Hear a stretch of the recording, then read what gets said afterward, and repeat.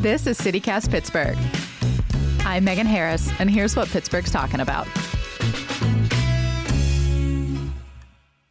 Mallory, welcome back. We're going to keep it thematic with our first question here. Where's your favorite place in Pittsburgh to wander around, like on foot? I really like wandering around the Mexican War streets because those are really the houses that I most like to fantasize about what life might be like if I could live in a really like artsy War Streets place. And then you've got a lot of great businesses. The park is right there. So yeah, that's probably my favorite spot for wandering. I think mine's like Friendship, Bloomfield. That's funny. Or like the like really residential parts of like the West End, like Hawthorne, for example. It's so pretty over there. It's the kind of street where I'm like, Halloween is really fun here. Like I can see it in my mind, you know? Hot tip for the coming months as people, there's already a whole pumpkin beer selection at Giant Eagle. It is the time. So maybe the decorations are coming out now too. We'll see. The consumerism is wild already. I'm with executive producer Mallory Falk, newly back from international travel and fresh for Pittsburgh news. We're going to be playing our favorite Two Truths and a Lie game today. Yes, I have been fully tuned out of the news. I hope I don't embarrass myself too much on mic, but I used my time out of the country to fully disengage from local news. Yes, and that's okay. We picked stuff that I don't think you needed to know about, if I'm being honest, but I also think it's just like fun to share some of this stuff, and it's definitely things that we haven't gotten to in the podcast. So we're going to play our game. We're also going to be talking about how the city and a new-ish advocacy group are trying to quantify just how bad our sidewalks are and maybe actually do something about it. Plus, we've got some picks from Mallory for some fun events to get excited for later this week. So we will start with Two Truths and a Lie. Mallory, are you ready? I think. Okay. There's three rounds. Ready as I can be. 3 rounds. The first one is respect your elders. So I was very taken this week by an obituary in the Post-Gazette about Gloria Feruzin. She's one of those people that there's no reason you necessarily would need to know her name, but she truly is one of Pittsburgh's greatest modern den mothers. She passed away this month. She was 71, but she just poured into others through service and community building. So Mallory, which of these incredible attributes about Gloria are true and which is false? She was a serial launch artist, my words. She was like a doer, a founder. If she thought of something cool and interesting and thought it could make Pittsburgh better, but it did not exist already, she would just make it herself, including a ton of things that are still going many, many years later. Handmade Arcade, her. Art All Night, Pittsburgh Urban Magnet Project, Pump, the Cultural District's Gallery Crawl, all of that was Gloria. By the way, that next Gallery Crawl is coming up this Friday. It's free. It's so much fun. So that's number one, that she founded all these things that we still love today. Lots of artsy activities. Yeah. Number 2, Gloria was passionate about politics, specifically helping traditionally underrepresented people see themselves in office. So in a lot of cases, she also just like straight up helped them get elected. She worked in the offices of former Pittsburgh City Council members Doug Shields and Darlene Harris. That's before she managed Bill Peduto's entire first run for mayor. She later worked in his office and did a bunch of stuff for him. She founded a group called Run Baby Run, which started as an initiative to get women elected, but expanded pretty quickly. There's this whole lore about how at an event once, like really early on, a very young Ed Gainey was there, and she had him wear this like eye goggle situation with like cardboard on the sides, like the idea being like kind of mimicking the mask that they put on horses in the gates, like literally put on your blinders, don't get distracted. If you have an audacious goal, go for it. That sounds like the kind of thing someone who would found Art All Night would be involved with. So I'm curious to see option number 3, but these two seem to intersect. Number 3, Gloria also believed in showmanship. So she loved history, research, genealogy. When Pittsburgh celebrated its bicentennial in 2016, she tracked down and helped gather 400 people from all over the world, each of them a descendant of one of Pittsburgh's 60, at that point, former mayors. So she got them all here for a big parade and had them march in a literal human timeline down Grant Street. I mean, our first mayor was from 1816. She got him. There was actually one family that was apparently connected to 3 separate mayors over many years. Anyway, the genealogical research, wow. These are all so hyper-specific that it's making it a challenge. But I'm going to say that the parade of mayors past and their representatives is the false one. Okay, Mallory, I have fibbed to you because they're all true. All of these are true. And I know I'm breaking the rules, but it's just because Gloria is so cool. And I think it's like awesome that finally, after all these years, even in death, she was given like the due that she would not allow people to bestow upon her in life. She loved working behind the scenes, apparently. And like, I mean, just how cool are all these things? They're all incredibly cool. I didn't realize there was someone with like this many fingerprints across the city in this type of way. And so thank you for sharing about her. I'm really excited to learn about her. We will have the link to that obituary in our show notes. Okay, Mallory, the next two games, there is actually a falsehood. So I won't trick you again. Round two, we're getting some new neighbors.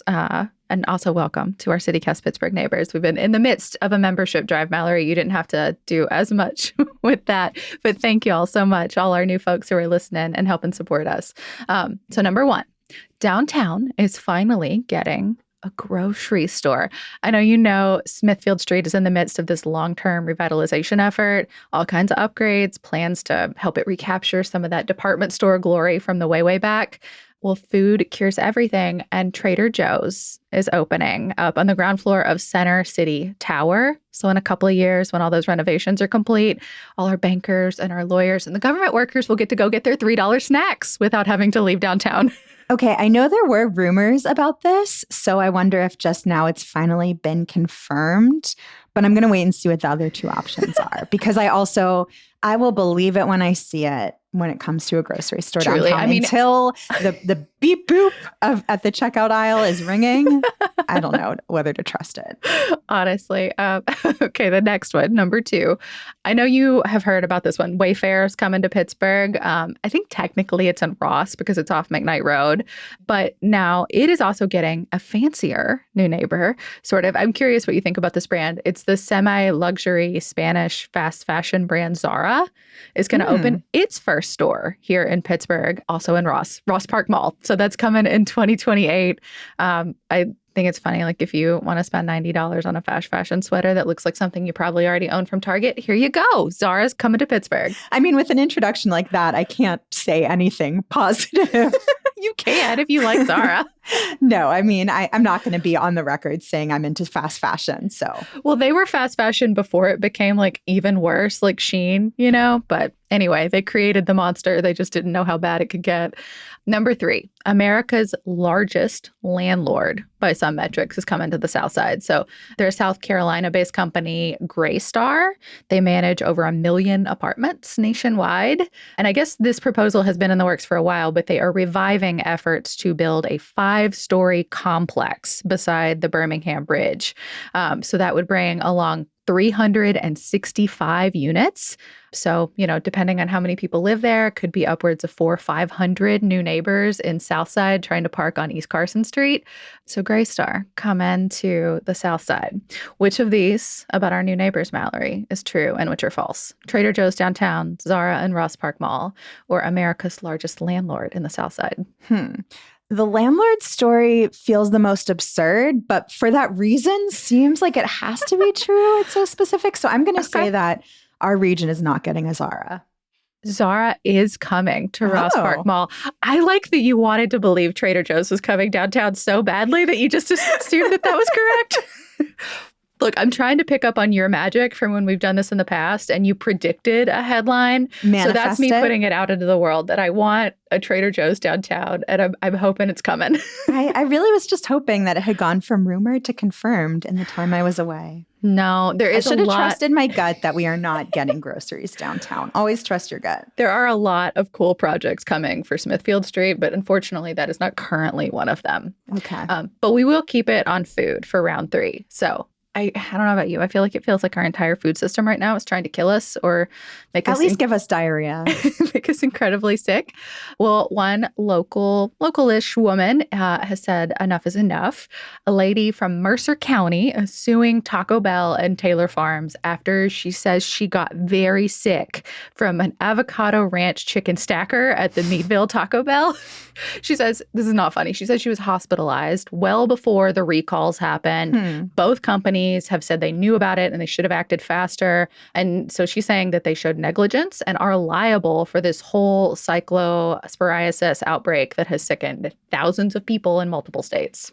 I need to know how litigious Mercer County is as an entity. I don't have the full information. I can't help you there, Mallory. You're just going to have to go with your gut here. See what I did? Okay. Number 2, according to the venerable Washington Post, Pittsburgh has its own well-defined regional hot dog style. In a post this weekend, WAPO included the Pittsburgh dog, I'm using air quotes, in a guide to regional hot dogs that people should look out for and try. They described it as a beef hot dog topped with coleslaw, provolone, and French fries. I mean, I would say this one's false, except like the Washington Post has gotten us wrong before. So I don't know. I would believe it. Yeah. I mean, I fully disagree with the Washington Post here. I did put it on my Instagram and asked if anyone's heard of it. And one person said that they have seen this before at D's Six Packs and Dogs.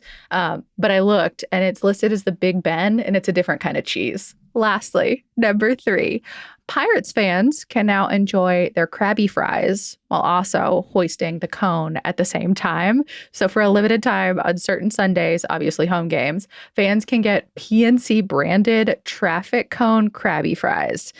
The photos are sort of absurd, but also kind of ingenious. There's still a little holder off the side of the cone for your cheese sauce. You know, hoist the cone has been this goofy rally cry for the team this year. Would be better if they were actually winning with it. But hey, go Buccos. And I love a fun receptacle for my French fries. Ooh, okay. These are good. The fact that you said you asked a friend about the hot dog makes me believe that this is a real story. So I'm going to say that option 1 was the lie, that the Mercer County was not it's not suing that Taco was not Bell. ground zero for this outbreak. I don't know if they're ground zero, but certainly involved because that one is true. Mercer County's coming for Taco Bell. Wow. And yes, the Washington Post is, I think, erroneously claiming we have a regional hot dog. The Buccos hoisting the cone for the Krabby Fries, close. They're doing it for ice cream, which is actually a better fit for a cone. That is genius. And I also love that it's like, you know, a little bit, I mean, I guess this is just a Pittsburgh thing now. Like I was going to say it's well past the moment, but this is just part of our cultural lexicon now, hoisting the cone. I mean, if we're going to have one ridiculous rally cry per year, I think that one was fair. I like it. I hope it sticks around.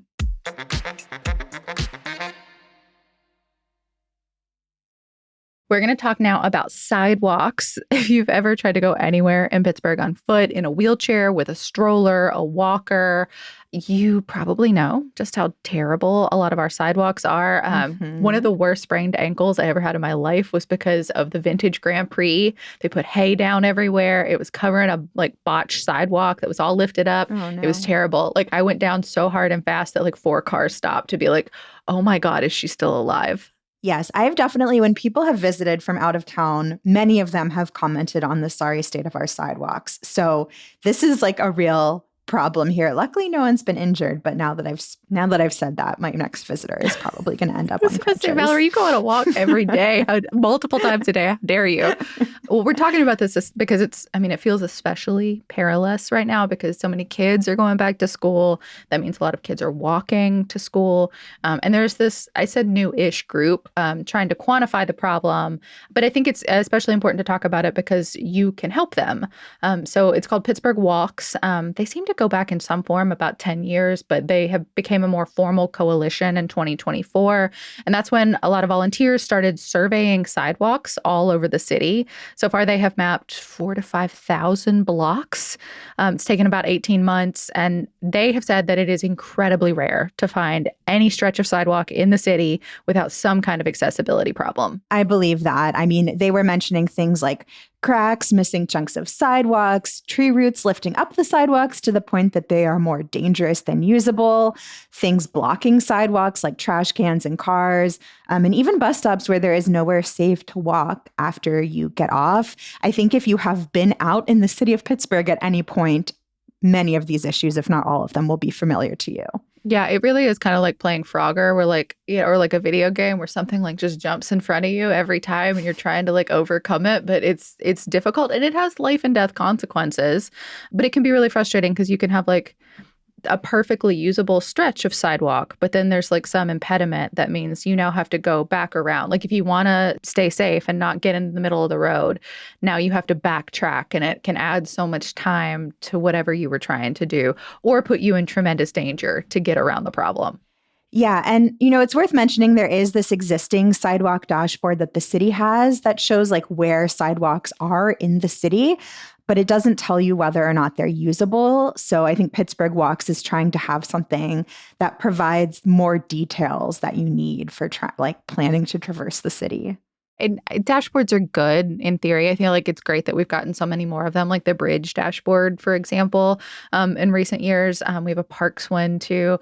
And they can be like great receptacles for history, like years founded, the last time there was a safety inspection, stuff like that. But for sidewalks in particular, like, gosh, we have a lot of them. And uniquely here in Pittsburgh, a lot of them are not actually the responsibility of the city. Yeah. And I think that's a big part of like why our sidewalks in particular are so janky compared to some other places.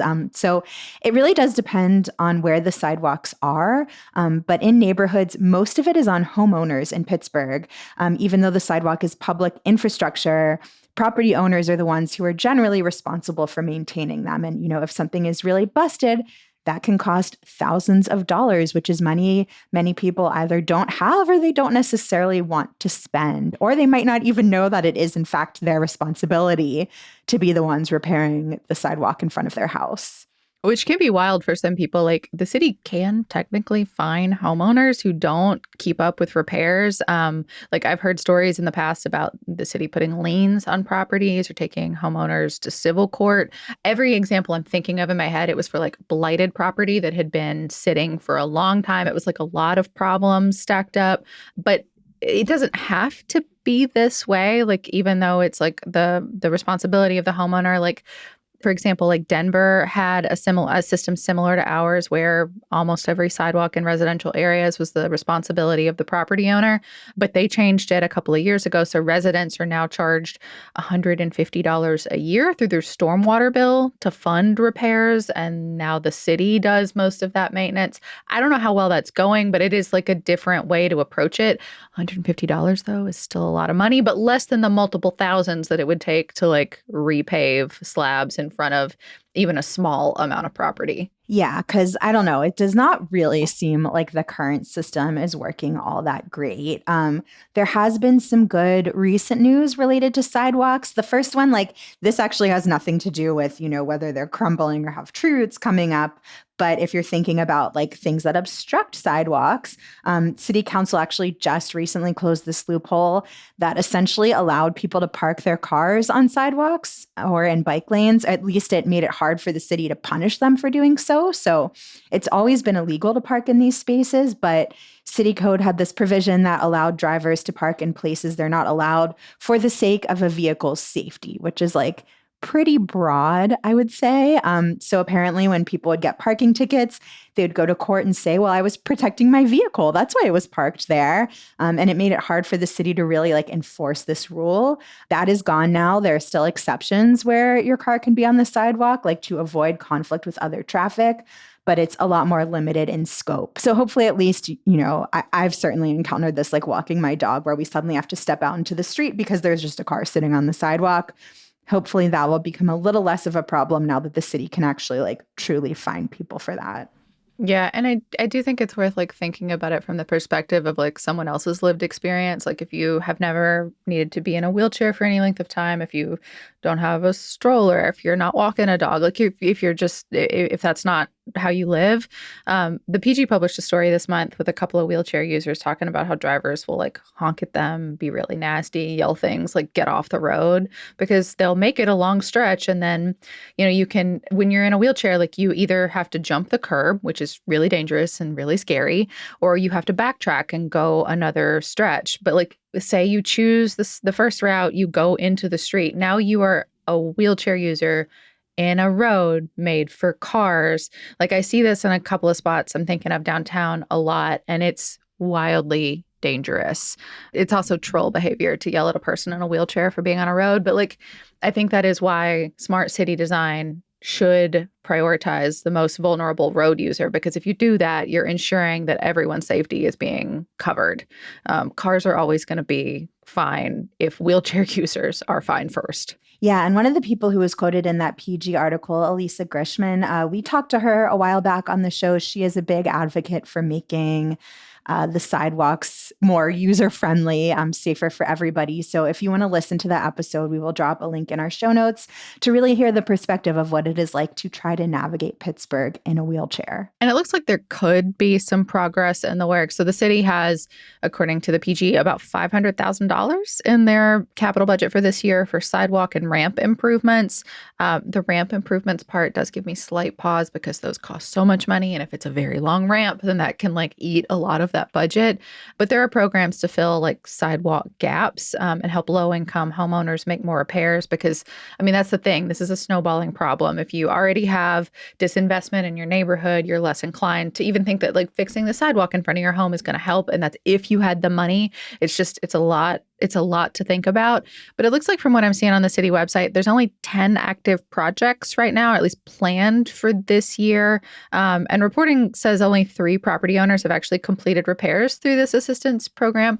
3 feels small, feels like not many. I'm not sure why, but hopefully more are able to get into the pipeline and get complete. Yeah, and those 10 projects, I believe those are specifically for filling sidewalk gaps. So I think these places where suddenly a sidewalk drops out and you've been relatively safe as a pedestrian and suddenly you're not. Just nowhere else to go. One of them listed here is PJ McCardle, which is that's not, I'm guessing that's not a homeowner's situation. That's a really dangerous place to suddenly not have a sidewalk on literally a sheer cliff face. Yeah, exactly. So if you want to learn more about the work that Pittsburgh Walks is doing, that group we mentioned earlier, they have the Safe Sidewalks crew that's going around trying to take an inventory of all the sidewalks in Pittsburgh. We'll drop a link in our show notes with more information about what they do and how to get involved. It looks like their next volunteer training is happening on Tuesday, September 8th. That's going to be from 6 to 7:30 p.m. over Zoom. So if you want to kind of do your part in helping just begin to identify the places that need help, I would definitely suggest signing up for that.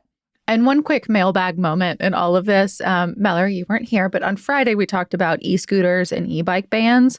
Historically, they have, when they're here, when we did that spin pilot, for example, a few years ago, they were all over our sidewalks. They got dumped everywhere. They were kind of specifically. Yeah, they were kind of obstructions. And I feel like Healthy Rider, Pogo is what they're called now. I still call it what it used to be.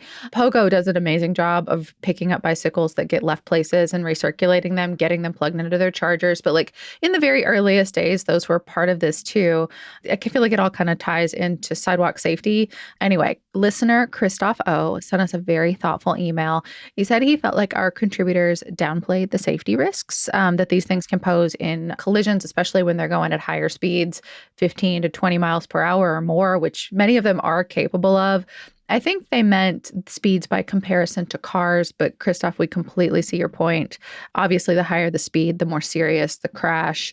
Christoph talked about just how seeing college students and people using these things, e-bikes, e-scooters, often feels like perhaps they're doing it in ways that aren't safe for others, safe for themselves.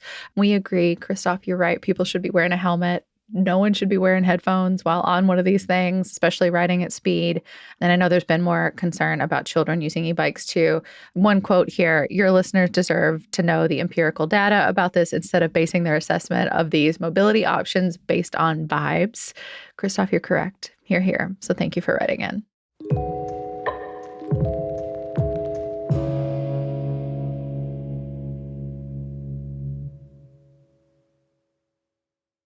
And before we go, a few events to watch for later this week. Again, if you ever need inspiration for stuff to do in Pittsburgh, that's kind of our jam. You can go to our website, pittsburgh.citycast.fm/events, where we always have a nice curated list.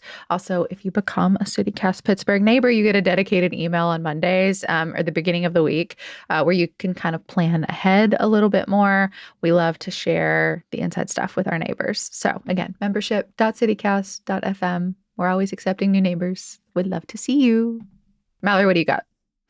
So I have a little theme this week. These are 3 creature-themed events that you can engage in if that is your thing. Okay, okay. The first one is a Jimothy craft party.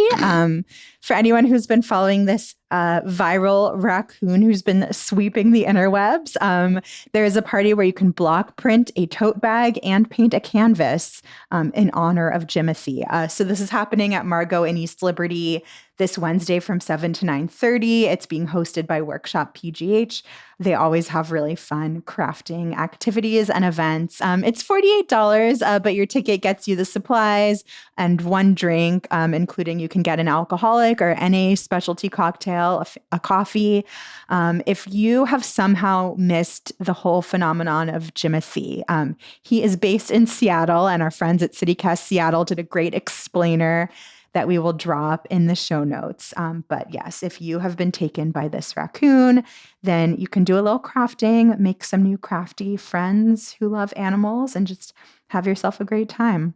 I don't know if Jimothy would be for me specifically, but Workshop PGH always brings it, so you know it's going to be a good time. Yeah, exactly. It's a very niche crew who this event is for. But if you are listening and you're one of them, I'm happy to share this. Absolutely. If you like a wider array of fun creatures, there is also a hot cryptid summer dance party happening at Bottle Rocket in Allentown on Friday. It starts at 9:30. It is $8. This is described as a dance party straight out of Area 51. I quote here, "A night of spooky throwbacks, brain rot remixes, and cryptid classics." If you have been into the Minion Rave at Bottle Rocket, DJ Rodeo Star, who's the brains behind that, is going to be spinning tunes at this dance party.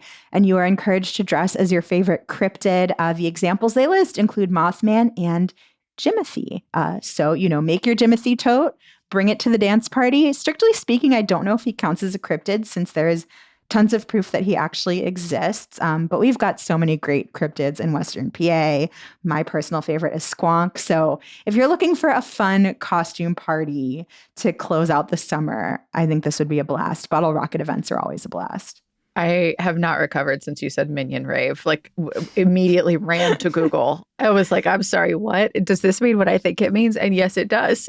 It is exactly what it sounds like. Okay, wow. That had not hit my algorithm. I learned something today. Thank you, Mallory. Glad to spread the word, spread the gospel about the Minion Rave. This last one requires a little bit of a road trip, but if you want to be with actual critters and not just like block printing them or dressing up as them, you can go hang around with bats at Raccoon Creek State Park. So this is about 40 minutes west of Pittsburgh. It's near the border with West Virginia, a free event happening this Friday from 7 to 9. And you'll get to discover the many native bat species in the park. And try to detect flying friends in the night sky. So it's recommended that you bring binoculars and a flashlight. They will be available to borrow on a first-come, first-served basis. If you are a bat person, this sounds like a great time. And if you can't make it on Friday, but you do think that spending some time outdoors with creatures in Raccoon Creek State Park sounds fun. Touching grass. There is also a wetlands walk happening there on Saturday from 9 to 11 a.m. So lots of opportunity to hang out with creatures, real and imagined, this week. Mallory, thank you for those as always. One more time, if you need any event inspiration, head over to our website. Again, that's pittsburgh.citycast.fm/events. And if you are throwing one yourself, if you are engaged with an organization or you just like letting people know about a party, you can always do that too. Hit us up. You can email us pittsburgh@citycast.fm. That is all for today here on CityCast Pittsburgh. You can always support us, get ad-free listening, hear our bonus segments on Fridays by becoming a CityCast Pittsburgh neighbor. Learn more about membership at membership.citycast.fm/Pittsburgh. We'll be back tomorrow with more from around the city. We'll talk to you soon.